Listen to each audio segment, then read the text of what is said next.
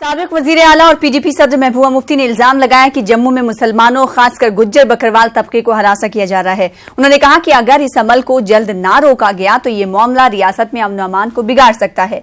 महबूबा मुफ्ती ने कहा कि इन्होंने इस सिलसिले में पिछले दिनों गवर्नर से भी मिलकर इस मसले पर बात की और इनको बताया कि इसके संगीन नतायज बरामद हो सकते हैं। पीडीपी सदर ने कहा कि जब इनकी सरकार थी तो इन्होंने इसके लिए फॉरेस्ट एक्ट लाने की कोशिश की थी, मगर इसमें इन्हें बीजेपी का साथ नहीं मिला। इसलिए इन्होंने कहा कि जब तक रियासत में फॉरेस्ट एक्ट नहीं बनता तब तक के लिए एक ऑर्डर लाया था जिसमें गुज्जर बकरवाल तबके को इस तरह की परेशानियों से बचाया जा सके। महबूबा मुफ्ती ने कहा कि उनकी जमात इंतखाबात के लिए तैयार है। इन्होंने मजीद कहा कि बीजेपी ने जो मांगे गवर्नर के सामने रखी हैं वो उनके खिलाफ नहीं है, ताहम अगर लद्दाख को अलग डिवीजन का दर्जा दिया जाता है तो खित्ते चनाब और पीर पंचाल को भी ये दर्जा मिलना चाहिए। सबसे पुराना बाशिंदा अगर जम्मू कश्मीर में कोई है, जम्मू में है, तो वहां का गुजर बकरवाल है, जो 1947 से पहले पता नहीं कितने जमाने से, तो उनको बताया जाता है ये बाहर से आ रहे हैं, ये यहाँ बस रहे हैं, तो इस किस्म से उनको हरासा किया जाता है। अनफॉर्चुनेटली गवर्नर साहब की नाक के नीचे इस वक्त सिलेक्टिव टारगेटिंग हो रही है गुजर बकरवाल्स की। पहले तो 2018 जुलाई जब हमारी सरकार जून में गिरी तो जुलाई में कुछ घरों को सिलेक्टिवली दर्जनों घरों को जो है उनको नोटिस मिले गए कि आप ये खाली कर दो। आज दिसंबर के महीने में, इस वक्त तो जनवरी है, दिसंबर के महीने में भी वहाँ एनक्रोचमेंट के नाम पे कई फैमिलीज़ को, कई घरों को जो है उनको घरों से बाहर निकाले रहे हैं। हालांकि मैं जम्मू में थी, मैं गवर्नर साहब से मिली, मैंने उनको इस बारे में बात की और उन्होंने मुझे एश्योरेंस दिया कि अभी फ़िलहाल कोई इनके साथ हाथ नहीं लगाएगा, खासकर सर्दियों के मौसम में इनके साथ कोई छेड़छाड़ नहीं होगी। मगर बदकिस्मती ये है कि ऐसा नहीं हो रहा है। इन लोगों के साथ बहुत ज़्यादती हो रही है जम्मू में इस वक्त, बिकॉज़ आप सब जानते हैं कि ये भेड़ बकरियां पालते हैं और बोवाइन स्मगलिंग के नाम पे भी इनको तंग किया जा रहा है। जम्मू में जब बीजेपी को बहुत बड़ी अक्सरियत मिली तो उस वक्त पीडीपी के लिए उनके साथ जाने का वो भी एक मकसद था कि जो मुस्लिम कम्युनिटी में एक जो है इनसिक्योरिटी का एक एहसास हो गया है कि कहीं ये कल को जो है जो मुसलमान हिंदू इकट्ठे रह रहे हैं उसमें ये कहीं कोई आपस में दरार ना डाल दें।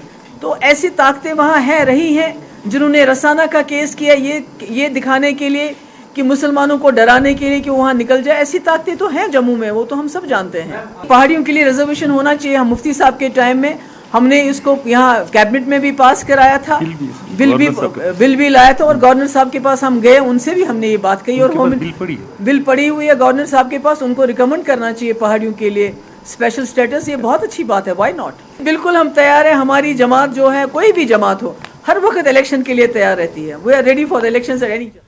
नेशनल कॉन्फ्रेंस के additional general secretary doctor Mustafa Kamal ने आज कठुआ में एक प्रोग्राम में शिरकत की। इस मौके पर इन्होंने दफा 370 की अहमियत को उजागर किया। मुस्तफा कमाल ने मरकजी हुकूमत पर इल्जाम लगाया कि हुकूमत मिलिटेंटों के मसले से मौसर तरीके से नहीं निमट रही है। इन्होंने कहा कि हुकूमत पाकिस्तान से मुज़ाकरात भी नहीं कर रही है। हम बार बार कह चुके हैं मिलिटेंसी की कोई वजह है, ये खुद वजह नहीं है। Militancy is not the reason, it is the cause. ये उस वजह का असर है कि लोग बंदूक उठा रहे हैं। उसकी तरफ तवज्जो देने के लिए तैयार नहीं है, मिलिटेंटों से बात करने के लिए तैयार नहीं। पाकिस्तान का लेबल चस्पान करते हैं। मेरे वालिद के अगेंस्ट चस्पान किया, मेरे अगेंस्ट किया, नेशनल कॉन्फ्रेंस की सरकार के अगेंस्ट किया। ये लोग हकीकत देखना नहीं चाहते क्योंकि इनको वो नशा है केंद्र सरकार का कि बस अब हम आ गए, अब जो हम चाहें वो बना लेंगे। लेकिन ये समझते नहीं है कि ये देश एक फिरके का नहीं है, एक मजहब का नहीं है, एक इलाके का नहीं है। उन्होंने अब ये जो है ऑल आउट जो किया है कि अब उन्होंने फौज को सामने कर दिया है कि जो आपके मन में आए, जिसको अपनी रक्षा मंत्री जो हैं सीतारमन मैडम वो कह रही हैं, हमने उनको खुली छूट दी, ओपन फ्री हैंड। गोलाबारी में वेस्टेड इंटरेस्ट है इनका, काफी है, पाकिस्तान का भी इनका भी है। फौज कहाँ से इसमें घुस आई? फौज क्योंकि जो पॉलिटिशियन है, जो सियासतदान है दिल्ली का, वो मानने के लिए तैयार नहीं है। अब फौज को आखिरी हथियार इस्तेमाल कर रहे हैं, ये भी फेल हो जाएगा। ये फिर बातचीत पे जरूर आगे बढ़ेंगे। वजीर आजम नरेंद्र मोदी 3 फरवरी को जम्मू कश्मीर के तीनों खित्तों का दौरा करेंगे। बीजेपी के जनरल सेक्रेटरी राम माधव ने जम्मू में एक प्रेस कॉन्फ्रेंस से खिताब करते हुए इस बात की जानकारी दी। राम माधव ने कहा कि वजीर आजम रियासत में अहम प्रोजेक्ट्स का इफ्तिताह करेंगे। इनमें एम्स, IIM, IIT जैसे कई अहम प्रोजेक्ट्स शामिल हैं। राम माधव ने कहा कि नरेंद्र मोदी पहले लद्दाख जाएंगे, जिसके बाद जम्मू और फिर कश्मीर का दौरा करेंगे। आपको जानकारी देते हुए प्रसन्नता होती है कि अकेले जम्मू क्षेत्र में करीब 35,000 करोड़ रुपए के प्रोजेक्ट्स का शिलान्यास, उद्घाटन वगैरह होने वाला है और ये बहुत बड़ी उपलब्धि जम्मू के लिए है। हमारे मंत्रियों ने बहुत इन चीजों को अपने तरफ से प्रयास किया था। आज उनका साकार रूप प्रधानमंत्री जी के 3 तारीख के विजिट में होगी। अनेक महत्वपूर्ण प्रोजेक्ट्स जो हमारी सरकार ने आगे बढ़ाई थी, उन सभी प्रोजेक्ट्स का या तो शिलान्यास या शुभारंभ प्रधानमंत्री जी के प्रवास के समय किया जाएगा। उसी प्रकार कश्मीर घाटी में भी लगभग 9,000 करोड़ इतना खर्च होने वाले बड़े बड़े प्रोजेक्ट्स का वहां भी प्रधानमंत्री उद्घाटन या शिलान्यास वहां करेंगे। राम माधव का कहना है कि बीजेपी रियासत में असेंबली इंतखाबात के लिए तैयार है। बीजेपी के जनरल सेक्रेटरी ने कहा कि जो पार्टियां इंतखाबात से डर रही हैं, वो बीजेपी पर चुनाव न कराने का इल्जाम लगा रही हैं। कहते हैं कि राज्य में पार्लियामेंट चुनाव के साथ साथ असेंबली चुनाव भी होना बाकी है। पार्लियामेंट चुनाव तो अप्रैल मई में संपन्न हो ही जाएंगे, उसका नेशनल शेड्यूल है। और असेंबली चुनाव का जहां तक प्रश्न है, भारतीय जनता पार्टी चुनाव के लिए एकदम तैयार खड़ी है। हम किसी प्रकार का कोई और दुविधा में नहीं है। इलेक्शन कमीशन जो भी शेड्यूल तय करेगी, पार्लियामेंट के साथ करे, पार्लियामेंट से अलग करे, जब भी करे, जल्दी से जल्दी राज्य में एक पॉपुलर गवर्नमेंट वापस आए। अफवाहें फैलाए जा रहे हैं कि बीजेपी चुनाव नहीं कराना चाहती है, बाकी सब दल चाह रहे हैं, हम ही नहीं चाह रहे हैं। उल्टा है। इस स्टेट के अंदर, मैं नाम नहीं लेता, कुछ ऐसे दल है जो चाह रहे हैं कि अभी करेंगे तो हम पूरा डूब जाएंगे, तो अभी नहीं हो तो अच्छा है, पर हम तैयार है बिल्कुल चुनाव के लिए। उधर कश्मीरी पंडितों की घर वापसी का तस्करा करते हुए राम माधव ने कहा कि हुकूमत कश्मीरी पंडितों की बाज आबादकारी के लिए संजीदा है। राम माधव ने कहा कि बीजेपी PDP हुकूमत में कश्मीर में चंद मकामात की निशानदेही भी की गई थी, ताहम सिक्योरिटी की वजह से इस पर काम नहीं हो सका। इन्होंने भरोसा दिलाया कि कश्मीरी पंडितों की वापसी जरूर कराई जाएगी। रोड मैप थी जरूर। हमने वैली में 4-5 स्थानों पर कश्मीरी पंडितों के पुनर्वास के लिए टाउनशिप्स बनाने का भी विचार किया था। ये this goes to the credit of Mufti Mohammad Sayeed government at that time कि वो 5 स्थान एक प्रकार से आइडेंटिफाई भी किए गए थे, पर कई कारणों से विषय आगे नहीं बढ़ा। उसमें बहुत बड़ा कारण है जिस प्रकार की सिक्योरिटी सिनेरियो आज भी वैली में है, उसमें एकदम इस प्रकार का परिस्थिति है कि शांति से वो लोग जाके रह पाएंगे, ऐसा नहीं है। ऐसा नहीं लगता था, पर जरूर हम कश्मीरी पंडितों के हितों की रक्षा के लिए कटिबद्ध है, प्रतिबद्ध है। जैसे ही वैली में स्थिति सुधरेगी, रोड मैप तो है, रोड मैप तो जैसा मैंने कहा 5 टाउनशिप्स बनाने की बात है 5 स्थानों पर। ऐसे उस पर कश्मीरी पंडित लीडरशिप से बात करके हम आगे जरूर। लेके खदोनगला में आज तीसरे दिन भी तलाशी कार्रवाई अंजाम दी गई। तकरीबन 10 अफराद बर्फानी तोदी की जद में आ गए थे। अभी तक 7 लाशें बरामद कर ली गई हैं। तीसरे रोज भी फौजी, पुलिस, SDRF और दीगर रजाकारों की जानिब से तलाशी कार्रवाई की गई है। कुत्तों और दीगर जदीद आलात की मदद से सर्च ऑपरेशन किया गया, ताहम आज कोई भी लाश नहीं मिली। बाद में मुहिम को मुअत्तल कर दिया गया। 7 लाशों को फौज की खुसूसी तैयारी के जरिए जंस्कार रवाना कर दिया गया है। LHDC करगिल के चेयरमैन फिरोज अहमद खान और एग्जीक्यूटिव काउंसलर ताशी फंचुक ने अस्पताल का दौरा किया।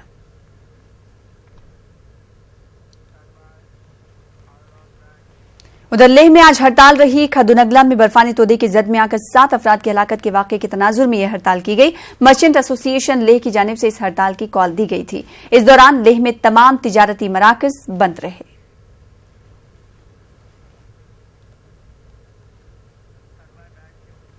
गांदरबल के मकाम यरमकाम अंदरवान और आसपास के इलाकों में रहने वाले गुज्जर बकरवाल तबके के लोगों ने ललदेत अस्पताल वाकये के खिलाफ एहतजाज किया। एहतजाजियों ने दुरसोमा में श्रीनगर लेह शाहरा को ब्लॉक कर दिया। एहतजाजियों ने ललदेत अस्पताल के लापरवाह डॉक्टरों के खिलाफ सख्त कार्रवाई करने का भी मुतालबा किया।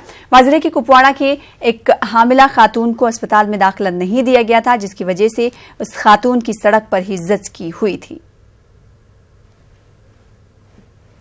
बहन ने वहाँ पे बच्चे को जन्म दिया और वो बच्ची थी सड़क के ऊपर। मैं बोल रहा अगर कुत्तों के लिए, बिल्लियों के लिए जगह है हॉस्पिटल में, क्या हमारे गरीब बहन माँ बाप के माँ के लिए वहाँ पे जगह नहीं है? अस्पताल में आए एलटी में और वहाँ उसका इलाज नहीं हुआ, उसने बच्चे को जन्म जो सड़क पर दिया। यही हालात हर जगह होता है अस्पतालों का। हमारे साथ गवर्नर साहब से ये अपील है कि ऐसी नाइंसाफियां हमारे लोगों के साथ क्यों होती हैं? अगर वो 10 किलोमीटर पैदल उठा करके चारपाई पर लाई गई और यहाँ रेफर की गई श्रीनगर एलटी में, तो वहाँ उसका इलाज क्यों नहीं हुआ? सरहदी इलाके टंगडार कुपवाड़ा में आज इस वक्त एक हादसा पेश आया जब एक रिहायशी मकान में गैस सिलेंडर फटने से जोरदार धमाका हुआ। इसके नतीजे में 7 अफराद शदीद तौर पर जख्मी हुए। इन्हें फौरी तौर पर इलाज के लिए टंगडार अस्पताल मुंतकिल किया गया। बताया जाता है कि धमाका इस कदर शदीद था कि रिहायशी मकान को काफी नुकसान पहुंचा। जख्मियों में 4 बच्चे और 2 खवातीन भी शामिल हैं। ब्लॉक मेडिकल ऑफिसर टंगडार का कहना है कि जख्मी अफराद की हालत खतरे से बाहर है। लीक होती है ऊपर शेल्फ में छोड़े जा सके जब बच्ची पर कैसे तला प्लान का उगल गया होता है बस अचानक ही इसमें धमाका होया बच्चे ने जख्मी हो गई। अल्लाह के फजल हो गए, बच्चे बच के जाना बच गई। बाकी मसले है कि मकान तौर पर कोई हल्दी नहीं रही। इंशाल्लाह उन सब का जल्दी मैनेजमेंट हो गया, वो सारे के सारे खतरे से बाहर है। तकरीबन सारे बच्चे जो हैं वो 15 साल से कम के हैं, वो 8 साल से ऊपर के। ऐसा पेशेंट कोई भी नहीं है, हम यहाँ ही मैनेज कर सकते हैं। वो सारे इंशाल्लाह ठीक, किसी की रेफर करने की जरूरत नहीं। साबिक IAS अफसर शाह फैसल ने कहा है कि उनके लिए लोगों और खासकर नौजवानों का नजरिया जानना सबसे अहम है। इनका कहना है कि वो इलेक्शन में हिस्सा लेना चाहते हैं, मगर इस सिलसिले में वक्त का तयन करना अभी बाकी है। इनका कहना है कि गलत लोगों के चुनाव से इलेक्टोरल अमल से नौजवानों का भरोसा खत्म हुआ है और रियासत का भी काफी नुकसान हुआ है। इन्होंने न्यूज़ 18 उर्दू से खास बातचीत की। मेरा सियासत में जाने का जो रीज़न रहा है वो सब जानते हैं कि मतलब मैं नौकरी छोड़ के सियासत में आ रहा हूँ और मेरा कोई पॉलिटिकल बैकग्राउंड नहीं है। मैं ऑफिसेज में होता था, उसके बाद थोड़ी देर तक मैं मुल्क से बाहर रहा। ऐसे में ग्राउंड को समझना मेरे लिए बड़ा ज़रूरी था कि इस वक्त का जो पॉलिटिकल सेंटिमेंट है विज़ावी इलेक्टोरल पॉलिटिक्स वो क्या है, लोग क्या समझते हैं। मेरे लिए यूथ से मिलना इसलिए ज़रूरी था कि मैं यूथ का सेंटिमेंट समझ सकूं। मेरे लिए ये सवाल नहीं था कि मैं कौन सी पार्टी ज्वाइन करूं, और इस सवाल का जवाब मुझे लोगों से नहीं चाहिए था। मेरे लिए ये भी नहीं था कि मुझे कौन सी स्ट्रैंड ऑफ पॉलिटिक्स ज्वाइन करनी थी, बिकॉज मैंने ऑलरेडी क्लियर किया कि मुझे इलेक्टोरल पॉलिटिक्स ज्वाइन करनी थी, वो भी मैंने ऑलरेडी क्लियर किया। मेरे लिए ये जानना ज़रूरी था कि क्या यूथ तैयार है इस टाइम उस वैक्यूम को फिल करने के लिए जो वैक्यूम हमने इलेक्टोरल पॉलिटिक्स में देखा है। बिकॉज यंगस्टर्स इस पूरी इलेक्टोरल प्रोसेस से एलिनेटेड है। उनको लगता है कि ये जो इलेक्शंस होते हैं it's a betrayal of sacrifices. ये अवाम की कुर्बानियों, किस तरह की कुर्बानी? जो भी कुर्बानियां पिछले 70 साल से हुई हैं, अवाम ने दी हैं, कश्मीरियों ने दी हैं, उन कुर्बानियों की, जानों की कुर्बानियों की, माल की कुर्बानियों की, ख्वाबों की कुर्बानियों की, जॉब्स की कुर्बानियों की, हर एक चीज जो कश्मीरियों ने छोड़ी है मसले कश्मीर के हल के लिए, मसले कश्मीर के हल के लिए, उन कुर्बानियों का उनके साथ दगाबाजी है, गद्दारी। मेरा पॉइंट ये कहने का है कि मेरे लिए सबसे पहले कम्युनिकेट करना जरूरी है नौजवानों को कि अगर हम इलेक्टोरल स्पेस में आते हैं, ये मुमकिन है कि हम विदाउट बिट्रेयल ये कर सकते हैं। मेरे लिए है कि मैं चाहता हूं मैं इलेक्शन लड़ूं, सच बताऊं, क्योंकि मैं चाहता हूं कि जिस तरह की इलेक्टोरल स्पेस है हमने उसको खुला छोड़ा है। जो आता है, जैसा भी लोग है, चलो जी हो जाओ जी, 5000 वोट लेके, 2000 वोट लेके बंदा मिनिस्टर बन जाता है। फिर हमारे कश्मीर में क्या होता है वो हमने सबने देखा है। हमारे ऑफिस में करप्शन कैसे चलता है, कश्मीर की रिप्रेजेंटेशन बाहर कैसे होती है, वो हमने सबने देखा है। लेकिन अभी 4 महीने 3 महीने तब तक करीबन है, असेंबली इलेक्शन उसके साथ होंगे नहीं होंगे तब तक है। मैं अपना प्रोसेस देख रहा हूं, लोगों के साथ क्या सपोर्ट में जुड़ा पाऊंगा। मुझे नहीं लगता मैं कोई एग्जिस्टिंग पार्टी ज्वाइन करूंगा। इसमें कोई पॉसिबिलिटी नहीं, कोई पॉसिबिलिटी मुझे नहीं लगती। अपनी पार्टी भी आप जो है शुरू नहीं, उस पर मुझे अभी पता नहीं है, वो शायद आगे मैं देख सकता हूं। अभी शायद पॉलिटिकल पार्टी बनाऊंगा, नहीं बनाऊंगा, आई डोंट नो। और कब लड़ूं, कुछ दोस्त ये सजेशन कर रहे हैं कि हमें पहले ग्राउंड वर्क करना चाहिए, थोड़ी देर और चलना चाहिए, बिकॉज मैंने आपको कहा कि मेरा कोई पॉलिटिकल बैकग्राउंड नहीं है। वोटर के साथ मेरी जो रिलेशनशिप है वो नई नहीं है।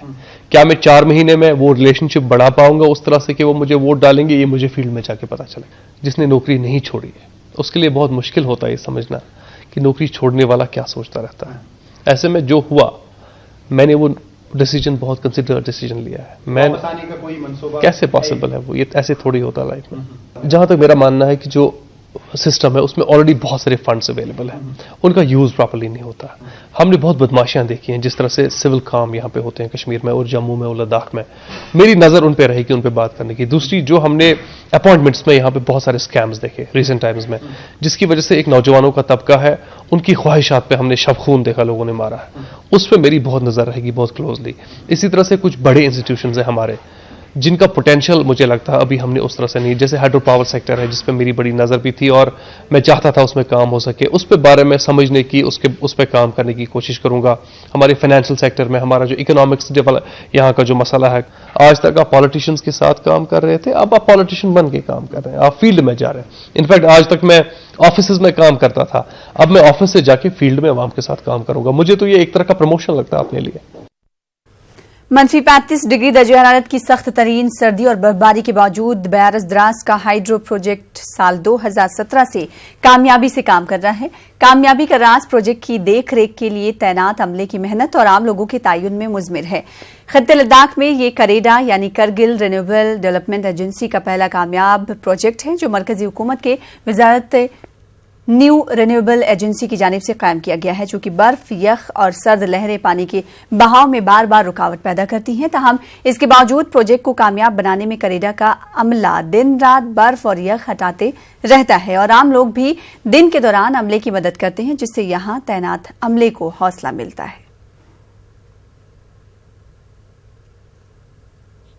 चीज लेकर जो है हम इस हालत में, यही हालत में हम जो है पानी लाते हैं और पूरे द्रास और हम जो है लाइट छोड़ते। हमने भी अल्लाह की मेहरबानी से पब्लिक को ऐसी प्रॉब्लम नहीं कराया है, कभी पब्लिक को ऐसी हमने टाइम नहीं दिया कि आज हम लाइट के बगैर हैं। दिन रात हम मेहनत करते हैं। हमें 2 साल से पहले हमें मुश्किलात सामना करना पड़ता था। कनाडा वालों ने इस -35 डिग्री में यहाँ पे टेम्परेचर, हम कनाडा वाले और उनके वर्कर्स का काफी शुक्रगुजार हैं कि 2 साल से हमें जो है बराबर बिजली मिल रही है। -35 डिग्री में जो है ये लोग काम कर रहे हैं। हम मद्रास के एडमिनिस्ट्रेशन, करगिल के एडमिनिस्ट्रेशन के खुद शुक्रगुजार हैं। -30 में हम यहाँ कनाडा का प्रोजेक्ट चला रहे हैं।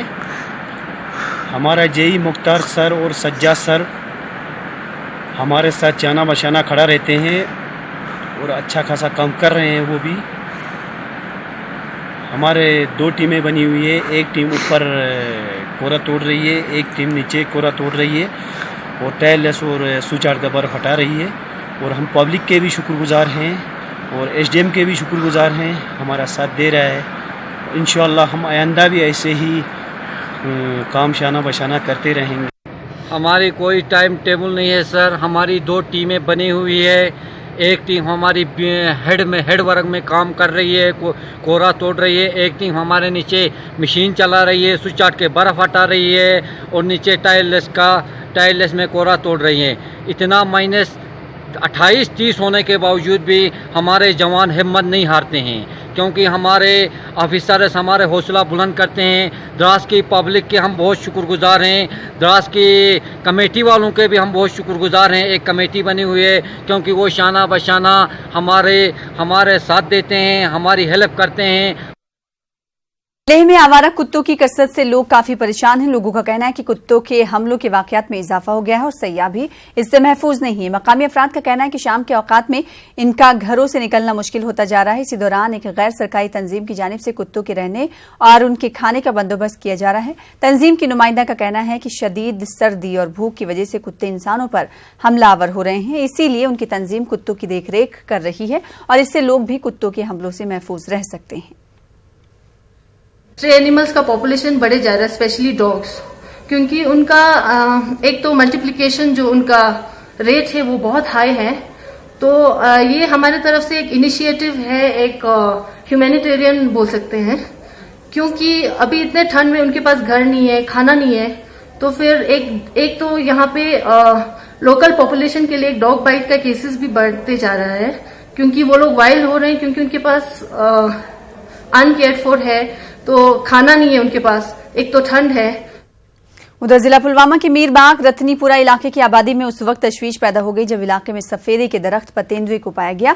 लोगों ने तेंदुए को पकड़ने की कोशिश की, ताहम वो इसको काबू करने में नाकाम रहे। लोगों का कहना है कि बर्फबारी के बाद जिले के कुछ देहात में कई रोज से जंगली जानवरों की मौजूदगी से काफी खौफ पाया जा रहा है। इनका कहना है कि महकमे वाइल्ड लाइफ खामोश तमाशाई बना हुआ है। आज भी महकमे की जानिब से काफी देर के बाद तेंदुए को पकड़ने का काम शुरू किया गया।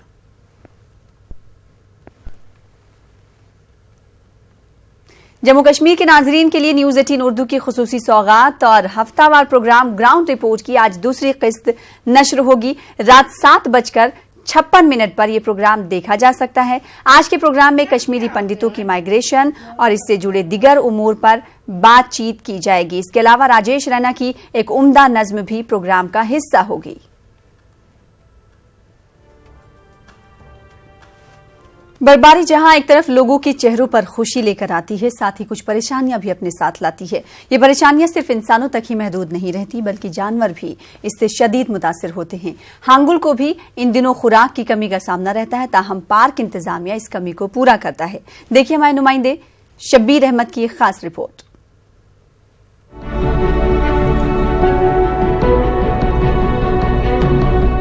दाचीगाम नेशनल पार्क श्रीनगर कश्मीर में पाए जाने वाले नायाब हांगुल का वाहिद मस्कन है। ये पार्क इन दिनों बर्फ की सफेद चादर से ढका हुआ है। इसकी वजह से यहाँ पाए जाने वाले जानवर, खासकर हांगुल को खुराक की किल्लत का सामना है। पार्क इंतजामिया की जानिब से हांगुल की ग़िज़ाई ज़रूरियात और मिनरल्स की तकमील के लिए चंद मकामात पर सब्जियाँ और रॉक साल्ट वगैरह डाला जाता है। देखिए, जैसा कि आप देख रहे हैं कि मौसम ख़राब रहता है विंटर्स में, अक्सर जो ग्राउंड वेजिटेशन है वो कवर हो जाती है स्नो से, और वैसे भी विंटर में जो है फ्रेश वेजिटेशन मिलती नहीं है हांगुल को। तो इसलिए हमने इंतज़ाम रखा है, यहाँ की सप्लीमेंट्री फीड हम विंटर में प्रोवाइड करते हैं, जिसमें हम ड्राई विलो लीव्स जो है उसकी स्टैक्स प्रोवाइड करते हैं, और इसके अलावा मिनरल्स जो सॉल्ट है, रॉक साल्ट, और कुछ मिनरल्स जो ज़रूरी होते हैं इनको लेने के लिए विंटर में, वो भी हम प्रोवाइड करते हैं। जिन मकामात पर सब्जियां डाली जाती हैं वो हांगुल के लिए कभी कभार नुकसानदेह भी साबित होते हैं, क्योंकि शिकारी जानवर जैसे तेंदुए और हंटर्स आसानी के साथ हांगुल का शिकार करने में कामयाब होते हैं। महकमे वाइल्ड लाइफ के वार्डन का कहना है कि डिपार्टमेंट की जानिब से सख्त निगरानी रखी जाती है। इनका कहना है कि हालांकि गुज़िश्ता चंद बरसों से दाचीगाम में गैर कानूनी शिकार के वाकयात रूनुमा नहीं हुए हैं, ताहम मौसम सरमा में महकमा इस हवाले से मजीद चौकस हो जाता है। इसमें हम सर्विलांस भी रखते हैं जो नेसेसरी हो उधर उसको प्रोटेक्ट करने की, और ज़्यादातर जो देखा गया है कि दिन में प्रेडेटर नहीं आता है, ज़्यादातर रात को हंट करता है, और उसका अपनी एक टेरिटरी होती है। और जहाँ स्पॉट जिन स्पॉट्स पर हम ये सप्लीमेंट्री फीड प्रोवाइड करते हैं वो कुछ ही चंद हैं जो ख़ास स्पेसिफिक एरियाज़ में है, और वहाँ पर सर्विलांस हम एक्स्ट्रा रखते हैं। Dachigam national park 141 square kilometre इलाके पर मुहित है। इस पार्क में जानवरों और पौधों की नादिर नायाब अक़साम पाई जाती हैं, ताहम यह हांगुल के लिए ही मशहूर है। 19वीं सदी में अंदाजे के मुताबिक हांगुल की तादाद 3 से 5 हजार थी, ताहम आहिस्ता आहिस्ता इसकी तादाद घटती चली गई।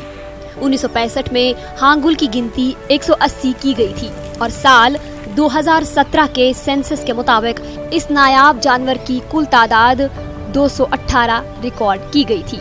ताहम इनकी आबादी के हवाले से अहम मसला नर और मादा हांगुल का तनासुब है। न्यूज़ 18 उर्दू के लिए श्रीनगर से शब्बीर अहमद की रिपोर्ट। गुज़िश्ता साल 2018 में लाखों की तादाद में मुल्की और गैर मुल्की सयाहों ने शोरे आफाक सयाहती मकाम गुलमर्ग की सैर की। गुज़िश्ता साल गुलमर्ग में सयाहों का गैर मामूली रश रहा। देखिए गुलमर्ग से हमारे नुमाइंदे मुनीर हुसैन हुर्रा की खास रिपोर्ट।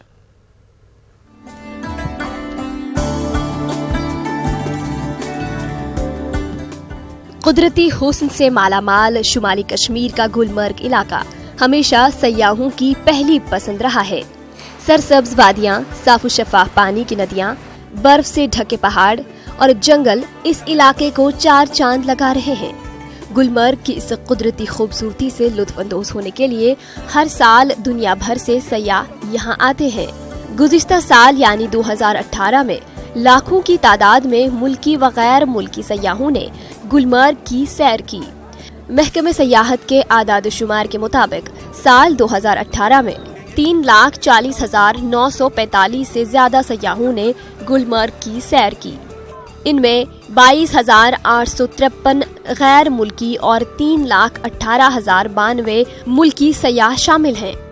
महकमे के मुताबिक गुज़िश्ता साल सयाहों की गुलमर्ग आमद में गैर मामूली इजाफा हुआ, जो खुश आइंद बात है। तो ये ऑब्वियसली एक ठीक ठाक जो एक बूम है हमारे टूरिज्म में, तो हम उम्मीद करते हैं चूंकि अब विंटर सीजन भी हमारा आ गया है और ठीक ठाक बर्फबारी हुई है, हमारा जो विंटर रिजॉर्ट ओपन हो गया है, तो इसमें और ज्यादा गुंजाइश है और मुझे उम्मीद है कि टूरिस्ट अराइवल्स में एक खातिर ख्वाह इंप्रूवमेंट जो है, ट्रेजेक्ट्री जो है ऊपर की ओर बढ़ती जाएगी। गुलमर्ग में दुनिया का दूसरा सबसे ऊंचा और बड़ा केबल कार मौजूद है। गुलमर्ग गंडोला 2 मराहिल पर मुश्तमिल है। हर घंटे में करीबन 600 लोग कुंगडूरी और अफरवर तक बजेरिया गंडोला पहुंचते हैं।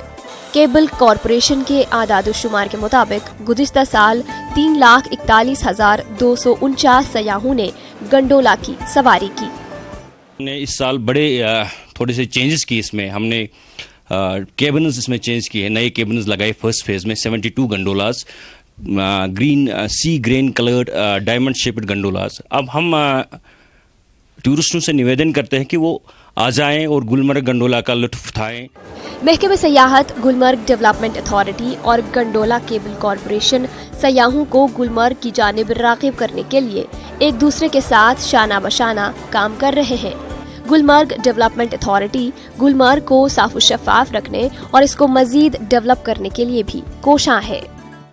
सेहत सफाई की वजह से मैंने देखा कि चारों तरफ इस वक्त टूरिस्ट आए हुए हैं, हमारे हज़ारों की तादाद में चारों तरफ से एक्टिविटीज़ चल रही हैं। बच्चों ने 2018 में ऐसी खूबसूरत जगह कोई है नहीं, ऑन कर लीजिएगा, जंगल बचाइएगा, सफाई का ख्याल रखिएगा, ये सब की जगह है।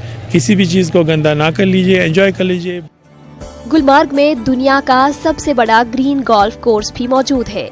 1911 में यहाँ गोल्फ क्लब की शुरुआत की गई।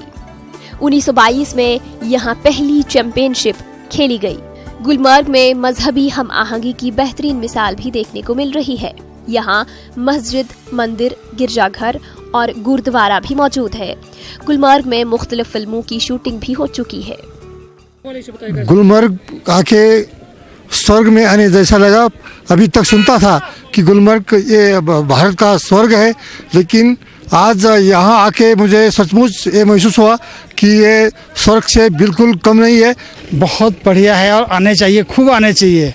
बहुत मज़ा, हमें तो मज़ा आ गया, आनंद आ गया। हाँ, यहाँ पे एक बार तो ज़रूर आना चाहिए, ख़ास तौर पर सर्दियों के मौसम में। यहाँ पे बर्फ़ का बहुत मज़ा आता है। इंडिया में शायद ही ऐसी कोई जगह होगी जहाँ पे इतनी अच्छी मज़ा आता है। उम्मीद की जा रही है कि गुलमर्ग के लिए साल 2019 भी काफ़ी बेहतर साबित होगा। न्यूज़ 18 उर्दू के लिए गुलमर्ग से मुनीर हुसैन हुर्रा की रिपोर्ट।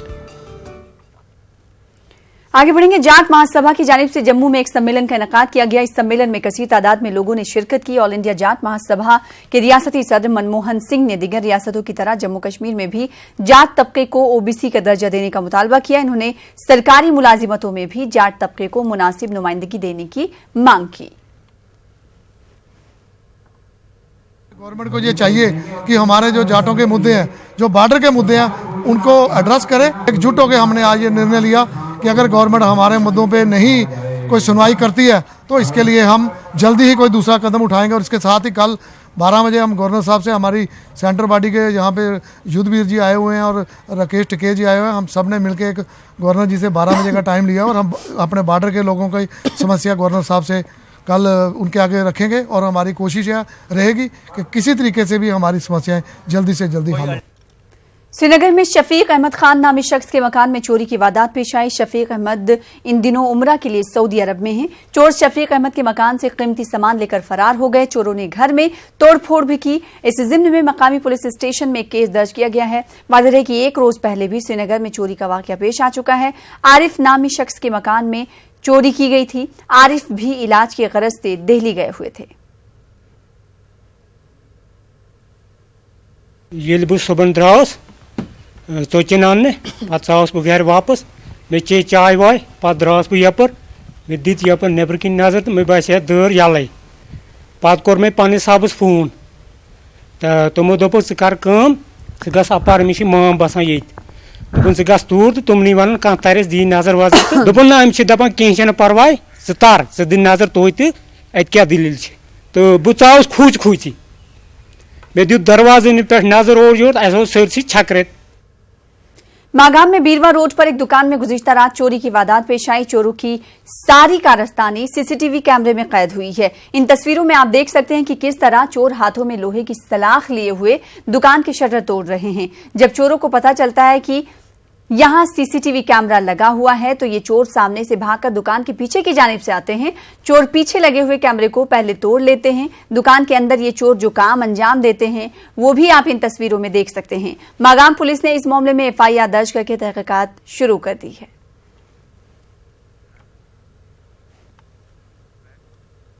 कंजर में कायम फौज के सेकेंड राष्ट्रीय राइफल्स की जानिब से यूथ विंटर गेम्स 2019 के तहत सरकारी स्कूल के बच्चों को गुलमर्ग में मौजूद Indian institute of skiing and monitoring में स्कीइंग कोर्स करने के लिए भेजा गया। कंजर से इन स्कूली बच्चों को commanding officer lieutenant colonel Karan Singh ने हरी झंडी दिखाकर रवाना किया। प्रोग्राम का मकसद बच्चों को बुनियादी सतह पर तरबियत देना और खेल कूद की जानिब रागिब करके बच्चों की जहनी नशोनुमा करना है। देखिए, इंडियन आर्मी के हेल्प से आज हम बिना कुछ खर्चे इनके खर्चे पे जा रहे हैं। तो ये जो सीखिंग है ये मेरी हॉबी है। ऑलरेडी मैं वादी में होता हूँ, सीखिंग करता हूँ और आज भी मौका मिला है मुझे इंडियन आर्मी की तरफ से, लेकिन आज बिल्कुल फ्री है, इसके लिए मैं बहुत खुश हूँ सर। ये अच्छी बात है, हम गुलमर्ग में बेसिक सीखिंग कोर्स सीखने जा रहे हैं ताकि हम आगे आने वाले कल में ओलंपिक में जा सके, ताकि हम अपना नाम रोशन कर सकें। हम स्की करने जा रहे हैं। मैं कुछ सीखना चाहता हूँ, ओलंपिक खिलाड़ी में बनना चाहता हूँ। हाल ही में कौमी और बैनुल-अक़वामी सतह पर सुकाई मार्शल मुकाबलों में जिला शोपियां से ताल्लुक रखने वाले खिलाड़ियों की बेहतर कारकर्दगी पर डीसी शोपियां उवैस अहमद ने उनकी हौसला अफजाई की। इस सिलसिले में एक तकरीब के दौरान डीसी ने इन खिलाड़ियों की कारकर्दगी की काफी सराहना की। जम्मू कश्मीर सुकाई मार्शल आर्ट फेडरेशन ने खेल को फरोग देने के लिए डीसी शोपियां की काविशों पर उन्हें एजाज से भी नवाजा। जिले से ताल्लुक रखने वाले 4 खिलाड़ियों ने दिल्ली में 64वीं स्कूल गेम्स में गोल्ड और सिल्वर मेडल हासिल किए हैं। शोपियां के ही एहसान बोदा ने कोरिया में मुनक्किद हुए मुकाबले में गोल्ड मेडल हासिल किया था।